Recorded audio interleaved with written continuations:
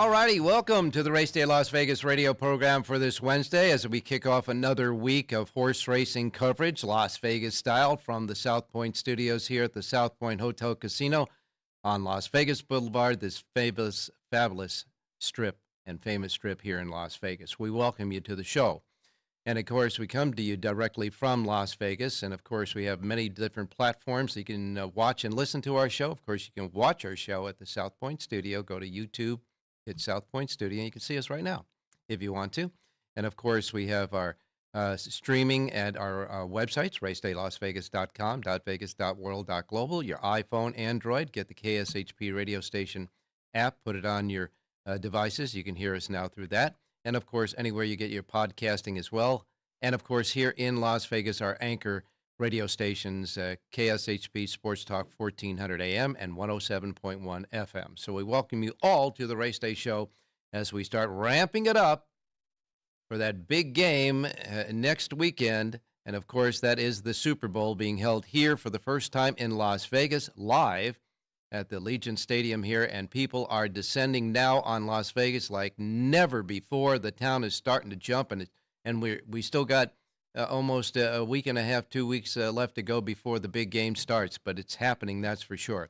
They tell us that this Super Bowl here in Las Vegas is the highest seat ticket ever sold in Super Bowl history, if you want to see it live here. Of course, here in Las Vegas, especially here at the South Point, there'll be plenty of action, and you'll be able to see the Super Bowl on huge big screen TVs all through the property, of course, in the sports books here, in the lounges, at the bars, and, of course, up on the second floor in the big ballrooms. Several ballrooms will have big screen coverage of the Super Bowl, and, of course, oh, yeah, you can bet on it here as well.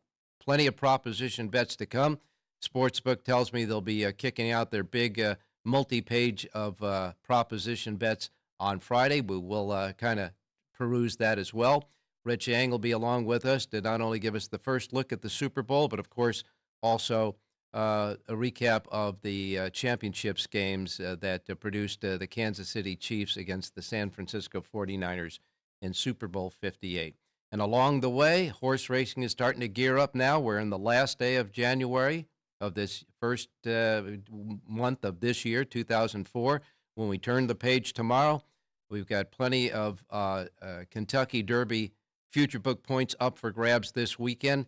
There'll be 4 different Kentucky Derby prep races around the country that hold 20 points for the future book leaderboard in the Kentucky Derby this weekend. So there's plenty of action as far as going this weekend.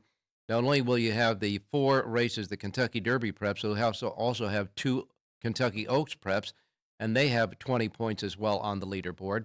The Kentucky Derby preps will be the Grade 3 Southwest at Oaklawn. Of course, that is part of the Arkansas Derby Series. You'll have the Grade 3 Withers at Aqueduct. That is part of the Wood Memorial Series. And the Grade 3 Robert Lewis at Santa Anita. And that is, of course, part of the Santa Anita Derby Series. And the Grade 3 Holy Bull at Gulfstream Park, part of the Florida Derby Series, that will mark the 3-year-old debut of last year's Eclipse Award-winning juvenile and the Breeders' Cup juvenile winner, Fierceness. And he is an overwhelming favorite in that field. We have, we do have the fields already drawn for the Holy Bull and the Southwest. We'll get into that with Jonathan Hardoon a little bit later on. As far as the Oaks preps, they will be the Martha Washington at Oaklawn and the Las Virgenes at Santa Anita. So plenty of action for horse racing and football fans, that's for sure, coming to you live and direct from this gaming capital of the world. That's absolutely for sure. And I got to tell you, in the Holy Bull, I think Fierceness is something like a 2-5, 3-5 morning line favorite in that race. He's the only Grade 1 winner in the entire race. So there's a lot of 3-year-olds that are going to try to take their first step into getting into the Kentucky Derby conversation in that race, along with Fierceness. We'll wait and see how he comes back as a 3-year-old in his first start of this year. Now, as far as the Kentucky Derby, you remember that we said on Monday was the cutoff point, the deadline for all of the horses that are trained, the 3-year-olds that are trained by Bob Baffert, to either change barns or they will not be accepted in any leaderboard races as far as the leaderboard points are concerned. They can go on those races. As a matter of fact, Bob Baffert might have quite a few starters. He's got 5 possibles for the Bob Lewis coming up this weekend. I'm sure he won't have all 5 in there, but he's got multiple possibles for the Bob Lewis. But those horses now, the horses that didn't leave Bob Baffert's barn, will not be eligible for any of the points, the leaderboard points, and any of the leaderboard races throughout the rest of the year leading up to the Kentucky Derby. But here's the kicker. All of his owners decided not to change stables, not to change trainers to be eligible for the Kentucky Derby. All of his owners stayed pat in sending a message to Kentucky Derby and Churchill Downs that quite possibly they just said they've had enough. So Bob Baffert retains all of his 3-year-olds, and they include horses like Nysos, Muth, Mamun. Mamun's getting a lot of play after his big win last week. Pilot Commander, Coach Prime, and Prince of Monaco all stay in Bob Baffert's barns, which means they're not going to be showing up in the Kentucky Derby no matter how well they do in all of the Derby preps leading up to the Kentucky Derby on the first Saturday in May. So Baffert holds sway on that.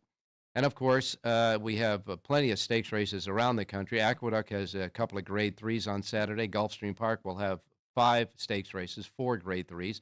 And, of course, the Withers will be included at Aqueduct and the Holy Bull at Gulfstream. Oaklawn Park will have that the Grade 3 Southwest, as we say. Santa Anita is going to have 4 stakes races on Saturday, of course, included in the Grade 3 Bob Lewis. 2 other Grade 3s and a Grade 2. And Tampa Bay kicks in with a couple of Grade 2s, and Turfway Park will also have a stakes race, big stakes racing calendar on Saturday.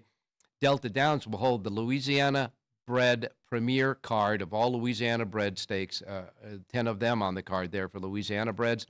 And on Sunday, Santa Anita will come back with a couple of Grade 3s. So we got a lot to look forward to leading up to and continuing through this week and this weekend here in Las Vegas.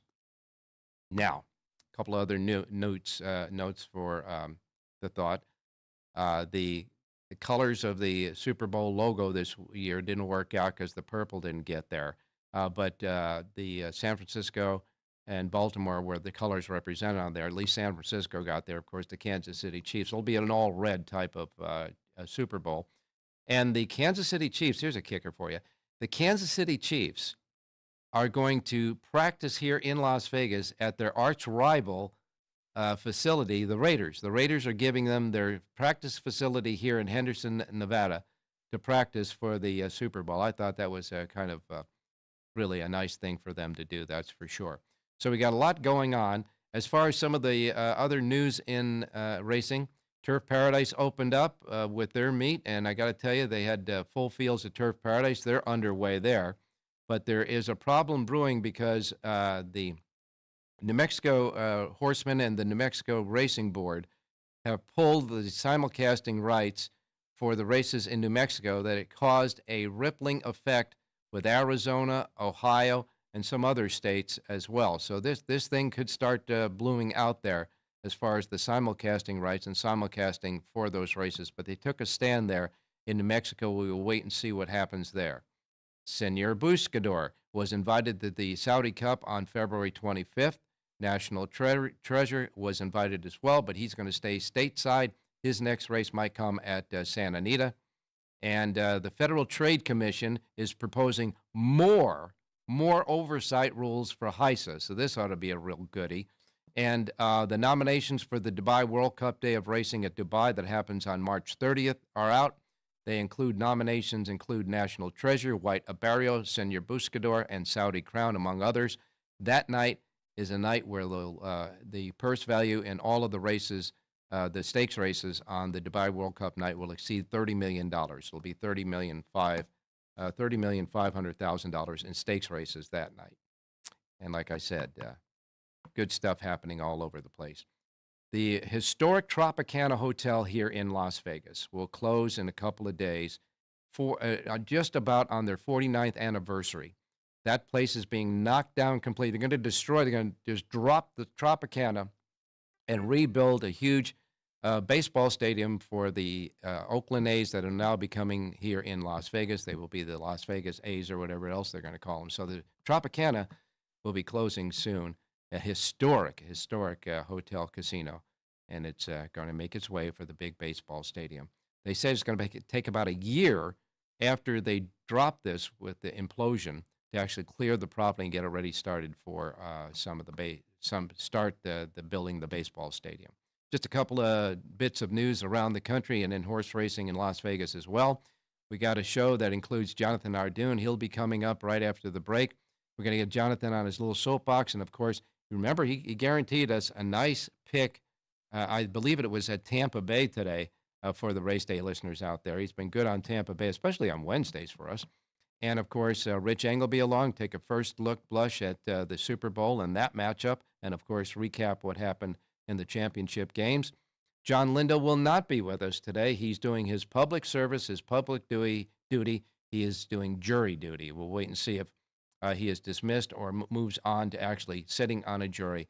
John will not be with us today. Jerry Jack was going to be along, though. He's going to give us a betting strategy that he said was exemplified by some of the results that he gave over the weekend. We'll wait and see about that as well. So we're just getting started on this Wednesday show. We're just getting started on the week covering horse racing Las Vegas style, and we will be back with more right after this first break. Don't go away, and remember, tune in to us at South Point Studio. I'll get it out. South Point Studio at YouTube. Go to YouTube, punch in South Point Studio. You'll get to our page, and when you get there, hit subscribe. It is free.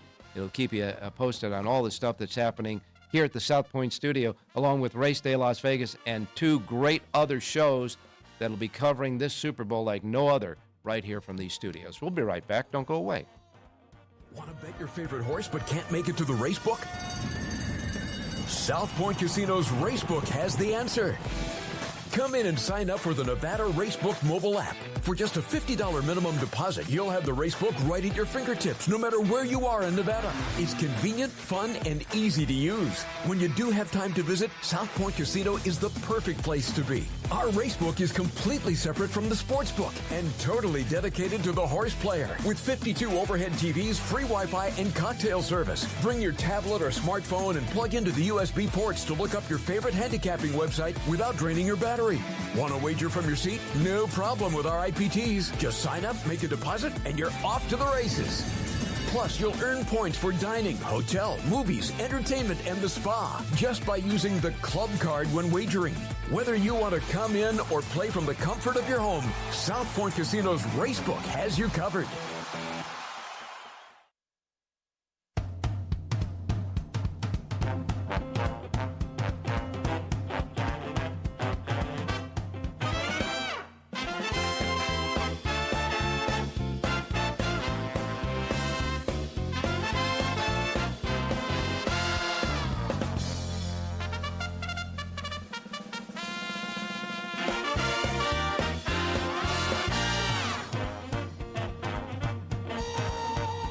All right, back on Race Day Las Vegas for this Wednesday. Don't forget, folks, that coming up here in Las Vegas, of course, is the Super Bowl. A lot of people are coming here. As far as the weather is concerned, we're going to get some rain here in Las Vegas probably tonight and tomorrow. That front will move out.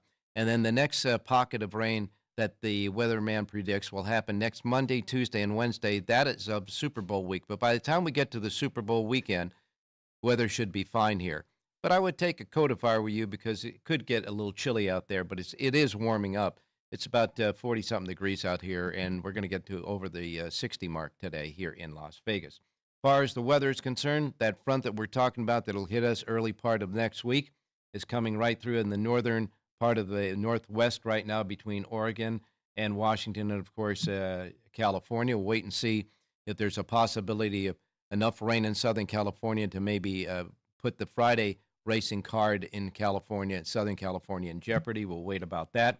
Otherwise, around the country, it's pretty clear except for a little pocket in the mid-eastern area of the Atlantic and, of course, over in New Mexico as well, where they got that storm brewing as far as the horse racing is concerned with the simulcasting. Small tracks like that, especially the ones in Arizona, New Mexico, et cetera, Ohio, they need the simulcasting money. So this face-off could be something that is going to hurt the pocketbook, that's for sure, of all concerned in that. We'll wait and see. We'll talk to Jonathan about that. In the meantime, let's take a look at what happened On Sunday, you remember there was a big mandatory payoff in the pick six on Sunday at Gulfstream. That pick six pool, the jackpot was off. The pick six pool closed with $6,536,665 in the pot. And here's how it shook out. The first of the pick six winners paid $7. The second one paid $19.40. The third one paid $24.40.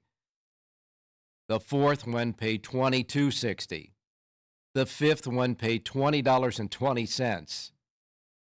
And the last race in the pick six sequence paid $52.20.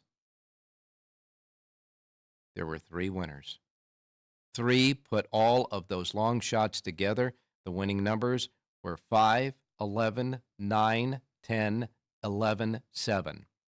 Each one of those winners, and remember, a 20-cent base bet, each of those winners received $1,804,431. Oh, yeah, and 20 cents. Three winners in a life-changing score at Gulfstream on Sunday. Interesting that Michael Trombetta, the trainer there, had not only the $52 winner in the last race, but he also started today with a $38.60 winner. And if you're looking for the other payoffs, how about the late pick four in that pick six sequence for 50 cents, paying $38,544.45. The late pick five for 50 cents. How about $330,923.10? And if you had 4 out of 5, remember they pay 4 out of 5 in the pick 5 at Gulfstream. That paid $1,014.45 by being one wrong. What a day, what a long shot day it was at Gulfstream on Sunday. Santa Anita, the Clockers Corner Stakes, won by Iridio with Jeremy Laprida. That's the jockey that came in from, I believe it's Philadelphia Park. Marcelino Polanco was the trainer there in that race. Bob Baffert unleashed another maiden and 3-year-old race. That horse Cornell won in the 6th race, but he wasn't anywhere near a favorite. A Bob Baffert 3-year-old in the maiden race that wins and pays $16.80 is something to talk about, that's for sure. By the way, Iridio paid $40.60 for that upset win in the Clockers Corner. Great ride, ran right up the rail and got the job done in that one in the 6.5 furlong turf race there. And the pick six has a carryover at Santa Anita. They didn't have it on Sunday. The fives got $2,123.60. So you have a pick six carryover at Santa Anita on Friday, exceeding $74,000 there. That at Santa Anita. And by the way, that coast-to-coast pick five from Santa Anita to Gulfstream Park. You already heard about the prices at Gulfstream Park. It's Santa Anita to Gulfstream. That $1 coast-to-coast pick five, numbers 4, 11, 7, 5, and 6. That thing paid $102,972.60. So there are a few people out there over the weekend that certainly had a monster blockbuster weekend, that's for sure. At Aqueduct on Sunday, there are 2 stakes races. The Say Florida Sandy, won by Rockney, with trained by Mike Maker, ridden by Jose Lascano, paying $5.70. And the Rego Park Stakes was won by Mischief Joke. Dylan Davis aboard, paying $5.90. So the favorites won both of the stakes races on Sunday at Aqueduct, and both of them were trained by Mike Maker. Mike Maker had a big day there. They have a pick six carryover at Aqueduct as well. So you'll have a pick six carryover at Aqueduct when it kicks in. The fives on Sunday paid $10,923.75. Big prices there as well, but not as huge as the ones at Gulfstream Park, that's for sure. And the full brother, the Flight Line, that raced on Sunday at Oaklawn Park, finished 6th in his debut in a race that the winner, Mr. Keating, paid $5.80 there. And, of course, on Sunday in the NFL Conference Championships, Red Chang lost with the Baltimore Ravens. They were the favorite. They lost outright, of course. And Richie got that backdoor cover as far as his point spread with the Detroit Lions, even though they don't make the Super Bowl. They did cover that 10-point, I should say, or 7-point deficit. The San Francisco 49ers won by 3. All right, time to go to the racing menu for today.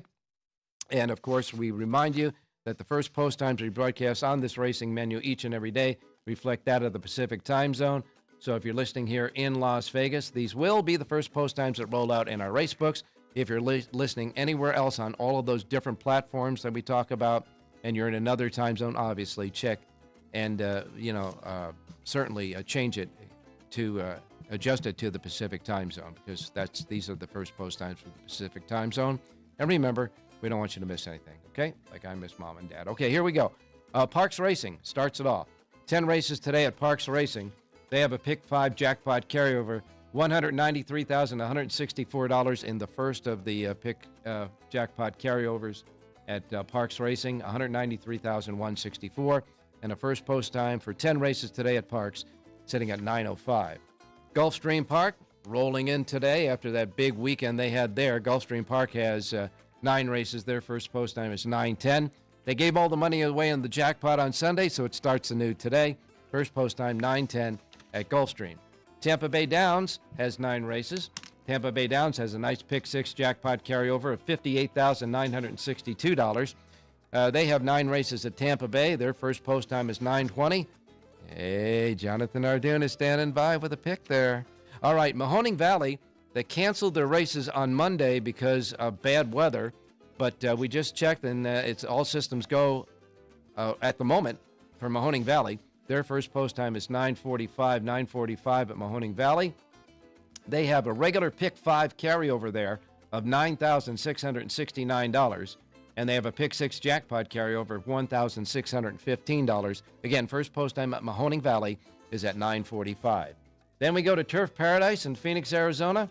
Turf Paradise had a terrific start this week with their racing. Now, their first 2 races today at Turf Paradise will be quarter horse races, and their last races 3 through 8, will all be thoroughbreds. 8 races, first post time 11:35. They got a Pick 6 jackpot going there at Turf Paradise. Their Pick 6 jackpot carryover today, $8,151. Turfway Park is next. Turfway Park has 10 races today. Their first post time is 2:55 at Turfway Park today for their 10-race card. Penn National kicks in with 8 races. They have 8 races today at Penn National. Penn National's first post time with a carryover in their Pick 5. They got a regular Pick 5 carryover today at Penn National. That's $2,095. Their Super High 5 jackpot carryover is only $488. And again, 8 races today at Penn National. First post time 3 p.m. And then we have Charlestown races. We wrap it up with Charlestown. They've got a Pick 6 jackpot carryover, $16,944. Their first post time for 8 races at Charlestown is set at 4 p.m. And that is your Monday. I'm sorry, that is our Monday, but it's actually Wednesday's race day menu for today. All right, time to bring in Jonathan Hardoon now. Jonathan, good morning. How are you? I'm doing fine, man. The town is, the electricity is starting to build up with the Super Bowl being right down the street.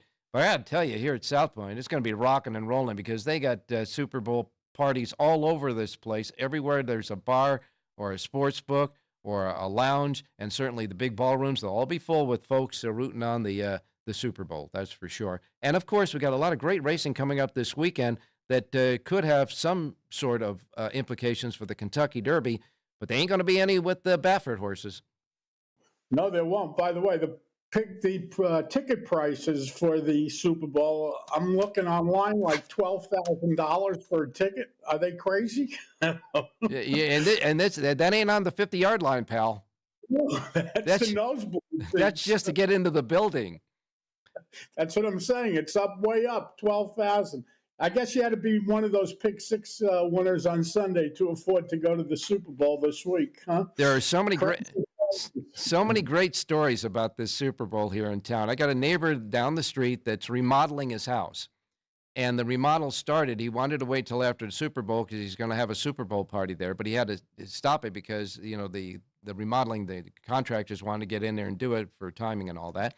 So he's remodeling his house. So I told everybody, I'm not going to have a party this year. And one of the people was going to the party said, "Well, that's okay. I got a couple of Super Bowl tickets." He's taking them to the Super Bowl. So I guess you got to remodel your house to get to the Super Bowl. That's pretty good. See, it pays to be nice. He was there trying to do the right thing, Yeah. and he ends up getting rewarded. So Yeah. that's a good story. No question about that. Yeah, and those prices, by the way, of the Super Bowl, they said that they are higher. They're the highest resale and highest prices for the Super Bowl in any of the 57 earlier Super Bowls. Everybody wants to Yeah. come here. But remember, the people that can't get here into the Super Bowl, they can always get here and go to the parties here at the South Point. It's going to be fun. I'm sure a lot of people are going to do that, and why not? Listen, Super Bowl in Vegas is a great time, and if they're actually hosting it like it's happening this year, it could only be crazier than any other year. It is. It's going to be a great game, and let's see what happens. Yeah, You got to be disappointed if you were a Lions fan. You were counting that money at halftime. Wow. I got to tell you, Jonathan, I'm sure Rich Yang will have something to say about recapping and reviewing what happened in that game and the other game as well. But and I guess Some questionable calls by the coach. I mean, not going for field goals when you had an opportunity to put points on the board. But that's Rich's department, so I'll leave that for him. well, and not only that, but that's been the MO of this particular coach all year long, and in many cases, that's how he got the team there. So, but when you get that close, maybe you ought to take the 3 points. I don't know. In any case, I guess Taylor Swift is going to be doing a concert in Japan and has a private jet waiting for her to get here in time to watch the Super Bowl here at Allegiant Stadium. I'm sure she's got a good seat. I think she does. Yeah, she has connections. Let's put it that way. As for the Baffert situation, Ralph, Yeah. I can't believe it. I mean, listen, who's really getting hurt here? Who's getting hurt? The horses are getting hurt that can't go to run in the Derby. The owners are getting hurt because if you win the Derby, well, all of a sudden you have a horse worth $10 million. But apparently the owners are taking a principle stance and not going. I don't know. Again, Churchill's being ridiculous, and Baffert is willing to drop the appeal. So enough. Let's move on. You can't carry this on forever. And if they do, what Baffert's owners should do, and they're worth billions of dollars, most of those owners, Zendan and all, they should have a race for 3-year-olds on Derby Day. Call it anything you want, and put a purse up for $25 million. Watch how fast Churchill changes their tune. That's what I would do. Maybe they ought to call it the Kentucky Baffert, Derby, the Kentucky Derby Defection Stakes. Yeah, or the West Coast Derby or something like that. And put up 25 million or put up 10 million. The Derby's only 2 million. See how many horses defect from the Derby and go run in that race for that kind of money. That'll stick it to Churchill in a quick way, and that will solve this whole problem, believe me. Well, sticking it to Churchill maybe, but they do have a marquee race, and people are just wanting to go to. It's becoming a big social event now, though, with the prices and all that. But we'll wait and see. Money always talks, Ralph. They have other races that.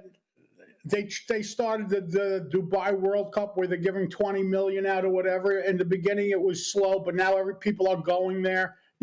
Money talks in this game. Well, I think the first Dubai World Cup ever was won by Cigar, and because our company, the Siraco Productions, covered that, we brought that in on a local station here for the books here, and I'm pretty sure that was the first one, the first broadcast one, that's for sure. But you look at the Triple Crown now. You look at the Kentucky Derby. The Kentucky Derby winner, Mage, last year, won the Derby, never won a race after that, and it's been retired. National Treasure, Bob Baffert's horse, wins the Preakness. He comes back now and wins the Pegasus World Cup just last Saturday, and he's been first and foremost, and he's still racing, and he'll be racing this year again. And then you've got Arcangelo, who did great work in the Belmont and won the Travers, and failed in the Breeders' Cup Classic, and he's gone. So out of the 3 horses that ran in the Triple Crown last year, only National Treasure, trained by Bob Baffert, will be running this year as a 4-year-old. Right, who missed the Derby is running as a 4-year-old. So, there's balances, that's for sure. Of course, we'll be covering the Kentucky Derby. You'll be here doing a seminar with us because it is, America's most famous horse race, that's for sure. But, I could see where the politics, we got to simmer it down and just get back to racing for the best interest of the public and the horsemen. Yeah. How about of the sport? Yeah. So, you talk about best interest of the sport. What about there's at least 4 state horsemen's associations that are withdrawing their permission for racetracks in their states to send simulcasting signals to New Mexico tracks. I mean, this thing's starting to kind of Blossom out of New Mexico. The New Mexico, Kentucky, Horsemen's Association said they just shut it down. I guess they're Why? I'm guessing money. What else would it be, right? Yeah, but all they're hurting is their own product. If you can't get this, if you don't simulcast out, it's going to affect purses because, a lot of their purse money is from money that they make from simulcasting out it, sending the signal out. So this is another case of you cutting your nose to spite your face. It makes no sense. I really don't know anything about it. I'll look into it today and we could discuss it tomorrow if you want. But I have no idea why they're doing it. And, I hope they know what they're doing, to be honest with you. Well, they say the New Mexico Racing Commission is circumventing the Interstate Horse Racing Act by taking this measure. And the Kentucky Horsemen's Benevolent and Protective Association said they just shut it down. So I don't know. Anyhow, do you have a soapbox, or was Baffert your soapbox? Baffert was my soapbox. Okay. Now, I remember you teased us, my man, the other day by saying that you're going to have a horse, you're going to have a winner for us at Tampa Bay on Wednesday. Now, you made that tease, I believe, on the weekend show for today's show. On Sunday show. So go ahead and fess up, pal. I'm giving actually 2 horses out of Tampa and 1 at Gulfstream, so 3 radio plays. Okay, let's get started. No one else is giving anything out. I might as well give out 3. Yeah. First one comes in Tampa Bay's 3rd race, and this was the price horse I was talking about, Ralph. This is a mile on the turf, and it stays on the turf. The weather is beautiful today at Tampa. The number 10 horse in here, Archivist, 3-year-old filly from the Linda Dixon barn. She ran at Tampa in her last grass race, and she actually ran very well. Hector Diaz aboard to ride. She's listed at 8-1 on the morning line. She's an improving horse. I like number 10, Archivist, to win today's 3rd race out of Tampa. And we have 1 more at Tampa in the 7th race today. I love the number 8 horse in here, World Traveler, 5-year-old mare from the Gregory Sacco barn. Another one that's run twice at Tampa. She's on the improve. She's in the best racing shape of her career. Number 8, World Traveler, 4-1 on the morning line, wins today's 7th race out at Tampa Bay. All right. Now, folks, I got to tell you right now, Jonathan sent us his selection, the 2nd selection, so you saw it on the graphic, but he's been keeping this horse that he really likes at Tampa Bay so much under the key, under the covers, that we didn't even get a heads up on this. So in the 3rd race, you've got number 10, Archivist. The 10 Archivist, that's his super long shot horse for us today. That was the tease horse, the 3rd race, the 10. You're on the hot seat for that one, Jonathan. And, of course, in the 7th race, number 8, World Traveler. Got anything at Gulfstream? You said you had 3. We do. 7th race today at Gulfstream. This is a mile and a 16th on the main track. Number 7, Tuscan Gold. By the way, could you imagine Chad Brown, Ralph? Chad Brown, 2 for 45 at the meet. Ouch. You never see that. Wow. Saturday, he had 14 horses entered. I think he won one of those 2 wins he has was on Saturday, their big day. Anyway, the number 7 horse in here, Tuscan Gold, a 3-year-old colt from the Chad Brown barn.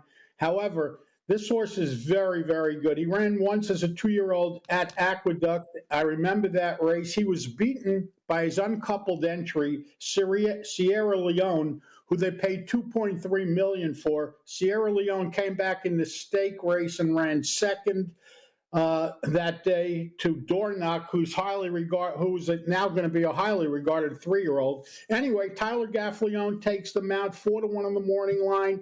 Number 7, Tuscan Gold, gets Chad Brown, his 3rd winner of the meet.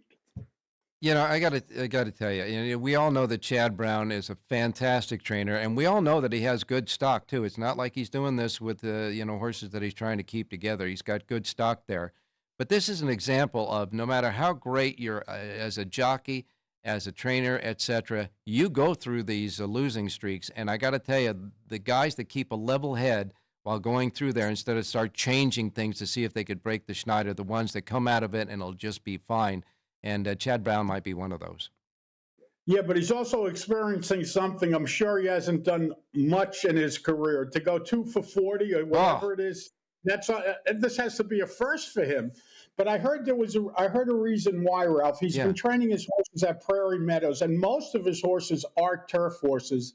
Their turf course was closed until this week. It's reopening. So watch. He wasn't able to train them on the grass. Now I'm sure he'll be back on the grass training them. Watch for things to turn around in a hurry.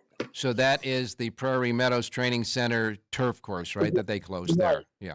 Right. Okay, well, that's a nice keynote. We'll wait and see. Let's start that turnaround right now today at Gulfstream in the 7th race with number 7, Tuscan Gold.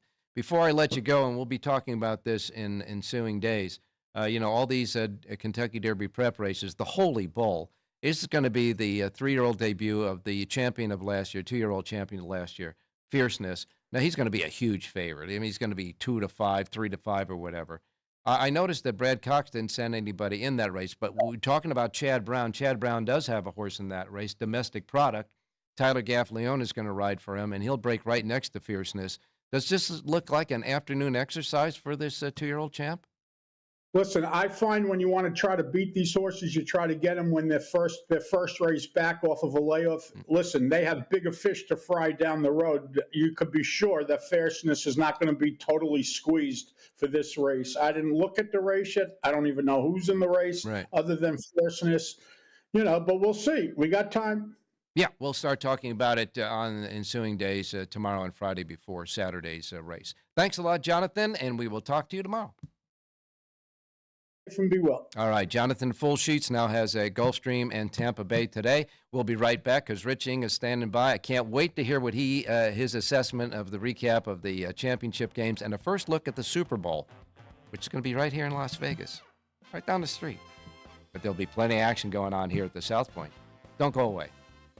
Born from the tragedy of 9/11, the Tunnel to Towers Foundation is committed to helping our nation's heroes and their families in their darkest hours. When a first responder or veteran doesn't return home and leaves behind a young family, Tunnel to Towers supports them. The foundation pays off their mortgages and lifts their financial burdens through their Gold Star Family Home Program and Fallen First Responder Home Program. Through their Smart Home Program, catastrophically injured veterans and first responders regain their independence with a mortgage-free home, specially adapted to meet their unique physical needs. Tunnel to Towers also provides housing assistance and services to our nation's homeless veterans through their Homeless Veteran Program. They are helping more than 2,000 in 2023 because no veteran should be living on the streets of the country they signed up to protect. Join Tunnel to Towers on its mission to do good and never forget 9/11 or the sacrifices made by our nation's heroes. Donate $11 a month at T2T.org. That's T2T.org.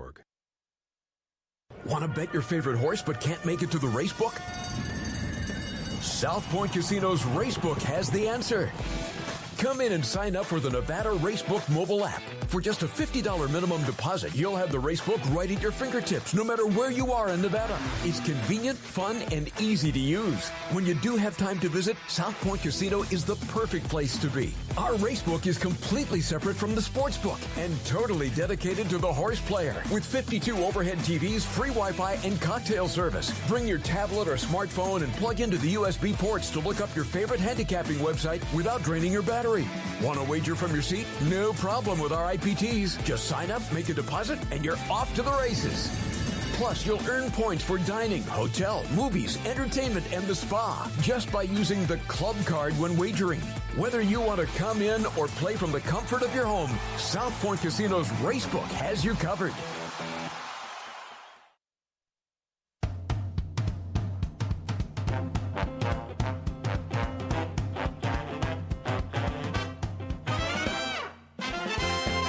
All right, back on Race Day Las Vegas for this Wednesday show as we kick off another week covering the great sport of thoroughbred racing and, of course, the Super Bowl as well, Las Vegas style. Now we bring in Rich Ing, our man that's pigskin picking for us this year. Richie, good morning. Hey, good morning, Ralphie. Well, you see, I got my Super Bowl cap on now. I got my Super Bowl 58 cap on, so I'm ready to go. And all I can say, Richie, is I'm just going to let you go ahead and recap what happened on Sunday. Yeah, well, let's take the first game, which was the Baltimore Ravens and the Kansas City Chiefs. You know, when I handicapped the game, Ralph, and selected the Baltimore Ravens, one of the angles in my mind was the fact that the Chiefs the week before against Buffalo had given up 180 yards rushing, and Baltimore was and is one of the best rushing teams in the National Football League. So I expected them to really try to dominate the line of scrimmage, especially when Lamar Jackson had the football. It turns out that for some reason, the Baltimore Ravens' offensive strategy was to throw the football because, for example, the Ravens during the regular season averaged about 30 rushes per game and averaging close to 5 yards a carry. Instead, they ran the ball 16 times for about 80 yards. They threw the ball 37 times against one of the best pass defenses in the National Football League, which was Kansas City. So I was really upset by the game plan on the offensive side of the football. The defense for the Ravens, I thought, played very well. They gave up touchdowns on the first 2 possessions, but then for the next 40 minutes of the game, the Chiefs only scored 3 points, and which should have given the Ravens ample opportunity to come back and get back into the football game. If you had told me on Sunday morning, Ralph, that the Chiefs were going to score 17 points, I probably would have bet even more on Baltimore because I was, pretty convinced that they were going to score at least in the 20s, and which would have been enough to cover the spread. So, credit to Kansas City, and especially Travis Kelce. I think the stat was they targeted him 17 times, and he caught 16 passes, which is almost impossible to believe. Yeah. But they played a great football game, offense, defense, special teams. I thought the Chiefs basically outcoached the Ravens. Yeah, game plan of the Baltimore Ravens is probably the thing that put them under. And I can say one thing. I don't know as much about game plan as it is the MO of the coach at Detroit that probably cost them the game. Yeah, coaching certainly came into effect in the second game, too. The Lions losing a close game to the San Francisco 49ers. In the first half, everybody saw the Lions absolutely dominated both lines of scrimmage, offense and defense, and raced to a 24-7 lead. And man, I tell you what, if you're a Lions backer and they were, they had a full stadium at Ford Field watching the game on the simulcast, they were excited because they really looked like it was going to happen. But there were some decisions in the second half that Dan Campbell, the coach of the Detroit Lions, had to answer after post game, and one of them was, in the second half, the first possession was so important for San Francisco. They were down 17. They needed to put some points on the board, and they were still playing tight and had to settle for a long field goal by Moody. So that made the score 24-10. And the Lions answered back with a nice drive. They got down to the 28-yard line of San Francisco, and it was 4th and 2, I believe. And instead of kicking a field goal, very makeable, from the 28-yard line, would have been a 45-yard kick. Sure. They decided to go for it, and they missed. And the 49ers, got energized by the defensive stop. They roared down the field, scored. Then there was the fumble by Giles, short field. 49ers score again. All of a sudden, the game's tied, 24-24, and the momentum was completely on the side of the 49ers. And, I really think that if Dan Campbell had kicked that field goal to go up by 3 scores. That was one of the angles that really upset me, Ralph. When the 49ers scored on that first possession, they knocked it from 17-14. Right. It's still a 2-possession game. If you kick the field goal there, you make it a 3-possession game all over again. Sure, absolutely. And all I can say is you did get that backdoor cover to at least cash the bet on Detroit. Now we look at the Super Bowl, first blush at the Super Bowl. This line on the Super Bowl right now, it opened at, and it's one of the tightest lines I've seen in a long time in the Super Bowl. I remember last year the line on the Super Bowl was 3 points, and it went into overtime as well because it was a tight line there. But here it's fluctuated from 2.5 to 1 and back and forth. So this is going to be a hell of a Super Bowl, I think. Yeah, the line did open up at 2.5 on Sunday night. And the first bettors who had a chance to pound on it, some of the bigger players at some of these books, knocked it down to -1.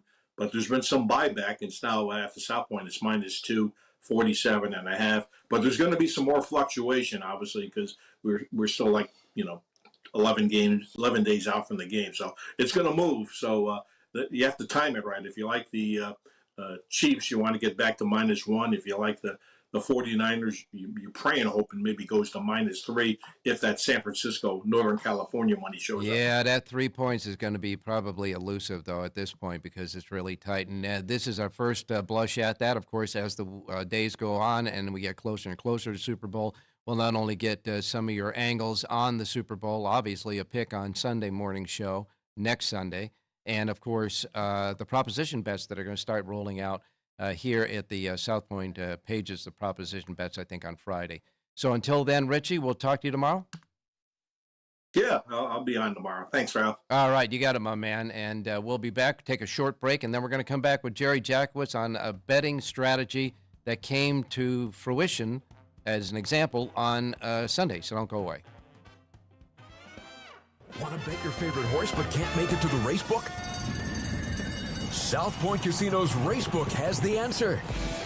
Come in and sign up for the Nevada Racebook mobile app. For just a $50 minimum deposit, you'll have the Racebook right at your fingertips, no matter where you are in Nevada. It's convenient, fun, and easy to use. When you do have time to visit, South Point Casino is the perfect place to be. Our Racebook is completely separate from the sportsbook and totally dedicated to the horse player. With 52 overhead TVs, free Wi-Fi, and cocktail service. Bring your tablet or smartphone and plug into the USB ports to look up your favorite handicapping website without draining your battery. Want to wager from your seat? No problem with our IPTs. Just sign up, make a deposit, and you're off to the races. Plus, you'll earn points for dining, hotel, movies, entertainment, and the spa just by using the club card when wagering. Whether you want to come in or play from the comfort of your home, South Point Casino's Racebook has you covered.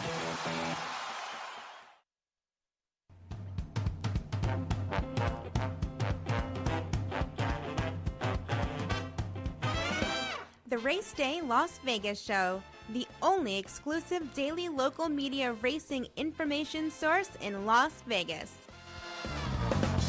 I just want to remind you that on the South Point streaming here at YouTube, we got a couple of great sports shows you're going to have to watch. If you don't, watch them. If you haven't watched them, definitely watch them. You're going to love them.